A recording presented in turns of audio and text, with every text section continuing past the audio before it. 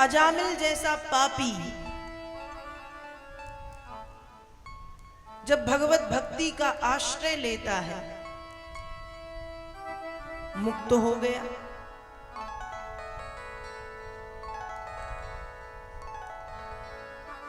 भक्ति की बड़ी महिमा है। प्रहलाद जी ने अपने जीवन में कितने कष्ट सहे, चाहते तो भक्ति करना छोड़ देते। ऊंचे पर्वत से पिताजी ने नीचे फेंकवा दिया। अपनी बहन होलिका के साथ प्रहलाद को आग में बिठाला गया, हाथी के पैरों के नीचे फेंक दिया गया, भूखे शेर के सामने डाल दिया गया, जहरीले जीव जंतु सर्प बिच्छू इत्यादि के बीच में छोड़ दिया,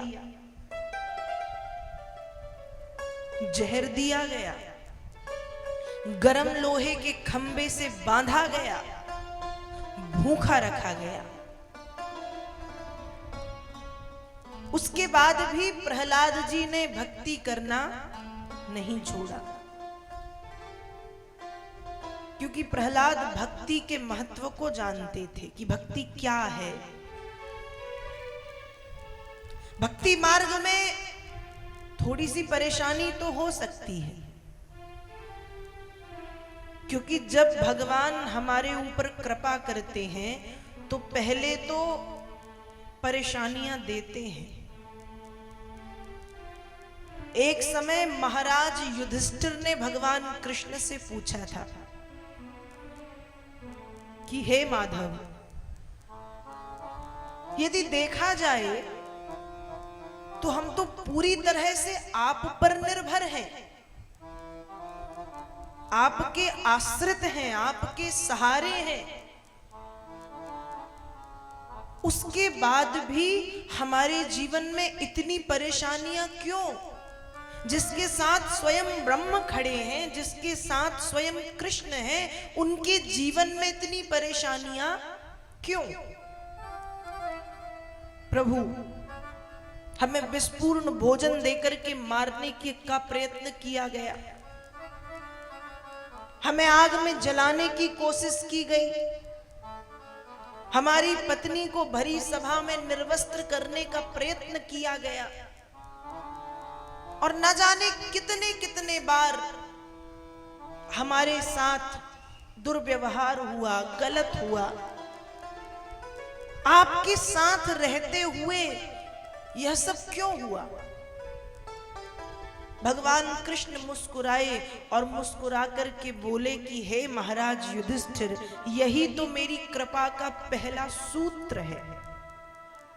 जिसके जीवन में मैं कृपा करता हूं, सबसे पहले उसे परेशानियों में, आपत्तियों में, विपत्तियों में डाल देता हूं, जिसके ऊपर मैं कृपा करता हूं।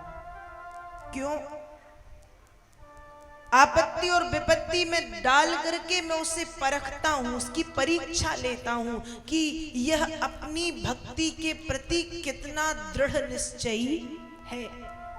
ऐसा तो नहीं कि दुख आया और ये मेरा भजन करना, भक्ति करना छोड़ दे। मैं देखता हूं कि कितना निष्ठावान भक्त है ये। तो ये मेरी भक्ति का पहला सूत्र है, जिसके ऊपर मैं कृपा करता हूं, उसे आपत्ति और विपत्ति में डाल देता हूं।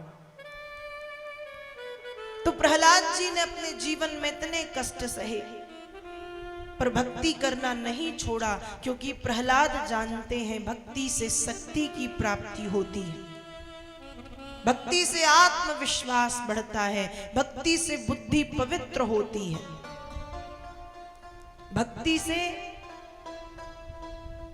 एक साधारण बालक भी ब्रह्म का अनुग्रह प्राप्त कर सकता है, ब्रह्म को प्राप्त कर सकता है। इसलिए भक्ति करना चाहिए। और भक्त जब भक्ति का आश्रय लेता है